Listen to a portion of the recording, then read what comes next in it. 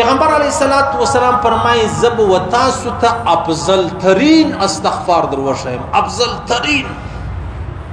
یعنی استغفار دا معنا موږ استغفر الله استغفر الله رب اغفر ورحم وانت خیر الراحمین. دا ټول خبرې یو دي چې یعنی الله زما مغفرت وفرمایه، لما ګناه سوی ده، لما خطا سوی ده، لما په قصد سوی ده، لما په یره سوی ده، لما په خطا سوی ده. دا استغفار دا معنا ده چې الله و ما ته معافي وکړي. صحیح سلوک. نو پیغمبر علیه الصلاۃ والسلام فرمایي نو زه به دروښیم چې تر ټولو اعلی بهترین خوندور افضل ترین استغفار کوم یو. د الله رسول فرمایي و چې کله یو سړی را ولاړ سلو دغه استغفار یې ووایي اللهم انت ربي لا اله الا انت خلقتني، یعنی یا الله ته زموږ رب یې ستاسې علاوه بل څوک نشته، تا موږ پیدا کړي یو، زه پیدا کړی یم. وانا عبدک وانا على عهدک ووعدک، زه ستا بنده یم، زه ستا پر عهد وعده چې ما ستا سره کړې ده زه پر هغه ولاړ یم. ما استطعت تر څو زما وس و قدرت اعوذ بک من شر ما صنعت، یعنی یا الله رب العزت چې کومې ګناوې ما کړي دي زه پر هغه مطلب لتا معافي غواړم، ما ته پناه راکې. او ابو لك بنعمتك علي، او زه دا گواهی ورکوم، زه اقرار کوم، زه اعتراف کوم چې یا الله رب العزت ما ته چې ستا کوم نعمتونه ملاو سوي دي و بالکل دغه چې ده. و ابو بذنبي، او دا اقرار کوم اعتراف کوم چې زه ګناهګار یم، زه ګناهګار یم، زه بې لار یم، زه بې دینه یم. نو فغفر لي، زما مغفرت وفرمایه. انه لا يغفر الذنوب الا انت، یا الله هیڅوک زما ګناوې نشي را بخښلی، نه د چا ګناوې بخښ یو تی بخښلی سي، نو یا الله ته و ما ته را وبخښې. د الله رسول فرمایي من قالها موقنا بها حين يمسي فمات من ليلته دخل الجنه. یو سړی را ولاړ سلو ماښام یې دغه تورې وویل، دغه استغفار یې ووایي. د الله رسول فرمایي یقین وي، یقین چې یا الله ته زموږ رب یې، ستاسې علاوه څوک نشته، تا زه پیدا کړی یم، زه ستا بنده یم، ما ستا سره وعده ده، زما ستا سره عهد دی چې تر څو زما وس و زه به مطلب ستا نافرماني نه کوم، وعده الخلافي به نه کوم، او هغه خبرې چې هغه مطلب لما ګناوې سوي دي یا د هغه رقم مطلب لما یو بد کار چې دی هغه سوی دی، یعنې هغه زه پناه غواړم د دې ټولو بدو کارو څخه چې کوم لما سوي دي یا زه کوم یا راڅخه کېږي. او دا زه اقرار کوم، دا اعتراف کوم چې تا ما ته ډېر نعمتونه را کړي دي، او دا اعتراف کوم، دا اقرار کوم چې زه ګناهګاره یم. د الله رسول فرمایي ته دا تورې ووایه او بیا دا هم وایه چې الله بخښل والا یو ته یې. د الله رسول فرمایي ستا پر دې خبرو یقین و ماښام دې وویل دا تورې، سهار لره خدا نه خواسته مړ شوې. د الله رسول فرمایي ته جنتي یې. یا سهار دا تورې تا وویل ماښام لره مړ شوې، د الله رسول فرمایي ته جنتي یې. الله رسول فرمایي ته جنتي په دې خبره باندې چې کله یو سړی را ولاړ شي دغه تورې ووایي. ترمذي شریف حدیث د الله رسول فرمایي الا وجبت له الجنه، کدا تورې چا ماښام ویل سهار لره مړ شو وجبت له الجنه، جنت لره واجب دی. او که سهار ویل ماښام لره مړ شو د الله رسول فرمایي جنت لره واجب دی. ور دا خبرې د امام ابو حنیفه صاحب رحمه الله نه دي، دا د زموږ د دیوبند د بزرګانو د اولیاء او د مشایخو نه دي، دا د الله د رسول دی. او د الله رسول چې خبره کوي هغه د الله له جانبه کوي. نو بیا به ما ته په دې کې شک را پیدا کېږي، بیا پر پیرانو ګرځو چې یاره ما ته د کلمې راوړشئ چې خدای ما معاف کړي. الله را ښوولي دي، د الله رسول را ښوولي دي، بیا موږ ځغلو بل چا لره چې یاره یو داسې ناولاده ذکر راوښیه. ناولاده ذکر ولې ته د الله رب العزت خاص بنده یې. موسی علیه السلام الله ته ویلي الله داسې کلمې راوښیه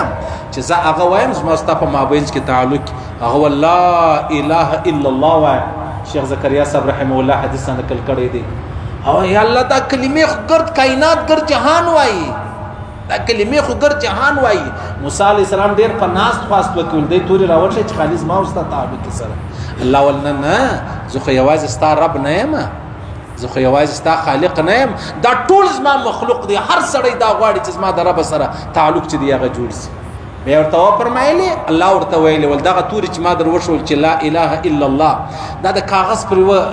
ټوکړه باندې ولیکه دا اوم ځکه و اسمانونه دا عرش و کرسي دا د ترازو په یو پله کې کښېږده لا اله الا الله په بله پله کې الله فرمایي زما د ذات څخه علاوه نور ټول کائنات د میزان ترازو په یو پله کې کښېږده لا اله الا الله په بله پله کې کښېږده خبر اخلاص ده دا صرف د ایمان سره تعلق لري دا د عقیدې سره تعلق ایمان برابر عقیده برابر آمنا وسلمنا او که بیا ته مطلب اعتراضونه کوي خبرې پکې راباسي شک پکې پیدا کوي دا زما او ستا د خپل زړه د خپل فکر هغه خوبس دی خباست دی چې موږ د الله او د رسول په خبرو کې هم شکمن یو چې یاره ته واده به څنګه ځي زما په خبره کې زر نه 50 لکه خبرې پیدا کېدلی سي لیکن د الله او د رسول په خبرو کې شک لیدل دا د ایمان زیاده بس ایمان لاړ صحابه فرمایي د صحابه کرامو ویلې ول دا کېدلی سي چې زه د خپل بابا څخه نه یم پیدا سوی د بل چا څه دیم زما دې خیانت کړې څومره عجب غلطه خبره ده څونه درنه خبره ده لیکن د صحابو داسې ایمانونه ول د الله د رسول چې کومه خبره ده پکې وسره شک نشته موږ ته ګوره موږ غلی یو موږ دوکبازان یو موږ په ډماران یو د خپل عزت د محمد رسول الله تر عزت ډېر خوښ دی بس دا وایي چې یاره دا نو څنګه کېدلی چې زه دې په زړه کې دا خبره راوګرځوم چې کېدلی سي زما عدي دې نافرماني کړې خیانت کړې دا تورې موږ نه وایي صحابه کرامو دومره ایمانونه وو دا خبره ودې ته یو شی نه معلومېدله ولته څه وایه ورور هېڅ خبره نه ده د الله رسول فرمایي چې دغه استغفار سړی سهار ووایي یقین هم د هغې چې دا کم تورې وویل سهار یې ووایي ماښام لره مړ سو دا جنتي دی دا ولاړې جنت لره او که ماښام ووایي سهار لره مړ سولو او د الله رسول فرمایي ترمذي شریف حدیث کې بیا دا دی چې مطلب ته سهار ووایي نو بیا ماښام لره مړ شو وجبت له الجنه جنت لره واجب دی د الله رسول فرمایي وای داسې ګناه وسته کله کله د چا څه ګناه وسي دا زموږ ته بزرګان اولیاء مشایخ چې ګناه به ځینې وسو دومره به شرمنده وو بس دا بیا فکر چې اودس وکړم 2 رکعاته نفل وکړم تلاوت وکړم بس بیا به زه د الله څخه معافي وغواړم یا په تهجد کې د الله څخه معافي وغواړم په تهجد کې د الله څخه معافي وغواړم دی اوس په زړه کې دغه دی چې زه بس د شپې تهجد راپور سم پر دې ګناه به د الله څخه معافي وغواړم د الله رسول فرمایي د هغه توبې څخه مخکې الله ستاسو معافي وکړي د توبې څخه مخکې الله تعالی معاف کړي ولې ته په زړه کې صادق یې رښتینی یې الله در خبر دی الله را خبر دی چې یاره دی خو د شپې توبه باسي پروا نه درځه بیا وسته قبول کړه لکه چې موږ ته بازار لره ورسو یو سړی ډېر خرڅ سړی یې په رجسټر کې خبر لیکلی دی زما پر تا دونه پیسې باندې دي تور توزې راوړم ماپښین لره دی سهار لا میټاو کې ماپښین دی روپۍ راوړې نه دي یاره خو پر دی یقین دی چې دا سړی سم سړی دی د هغه چې د الله په دربار کې داسې خلک شته چې الله رب العزت پیدا کړي دی وایي زه د په زړه خبر یم چې د رښتیا او توبه باسي موږ ټګان موږ غلی یو موږ د الله په دربار کې غلی یو د محمد رسول الله په دربار کې غلی یو په خپلو کې خودونه غټ غلی یو چې ګر سره پر هغه باندې شان د الله رسول فرمایي ګوره د بخاري شریف حدیث مې درته وایي او موږ څونه ګناهګار یو موږ څومره ګناهګار یو امام غزالی صاحب امام رازی صاحب رحمه الله فرمایي موږ دومره ګناهګار یو که دا زموږ ګناه د ډبرو په صورت کې کو بس دغه د ورځې موږ څو ګناوې کوو د هغو مطابق ډبرې کور ته ورغورځوو د ورځې 100 ګناوې موږ کوو 15 ورځې بعد به دا کور د ډبرو ډک شي اشو نو زما ستا عملنامه ولې د ګناو نه ډکېږي نو لهذا میټاوېده بیا هم کوو چې کله ګناه راڅخه وسوله بیا به موږ فورا د میټاوېدو کوشش کوو ګناه موږ کړې ده د الله نافرماني مې کړې ده هغه الله له راسه ما غلطي وشوه خبره خلاصه ده حضرت علی کرم الله وجهه فرمایي د انسان تر ټولو لوی سپارښي چې دی لکه چې زه تاته وایم ته ماته ته راځه پلانې سړی زما سپارښ وکړه د الله په دربار کې تر ټولو لوی سپارښي چې دی هغه د انسان خپل اقرار جرم دی د خپل جرم اقرار یې وکړي وله ما دا کار سوی یا الله له ما دا غلطي وسو زه معافي غواړم پتا خبر از ما استاد لپاره کافي ده د بنده دربار لره ورسه هغه خالی وي منه چې ودا کار ما کړی نور شي نشته تله ما وسو زه معافي غواړم زه مجرم یم زه ګرم یم زه ملامت یم بس ما صدا غلط کار سوی دی نو اوس په دې ځکه د الله رسول فرمای معافي کا کې نه ما په قیامت پر ورځ ما او ځکه سره مراد صحیح سلو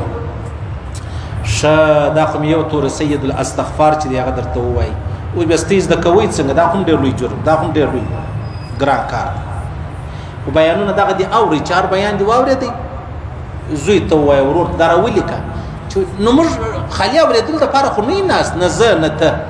چې څه اورو هغه به وایو په ویلو ما ته خدای دغه شیان راکوي په اورېدلو یې نه راکوي چې ما تا ته سید الاستغفار ووایي نو بس ته ما دی استغفار واورېدی لکه چې ما تا کور له وړه راوړو وړه به راخلي هغه ځای تنکي کوې به اور به بلوې ډوډۍ به پکوې بیا به یې خورې بیا تا ته پیدا رسوي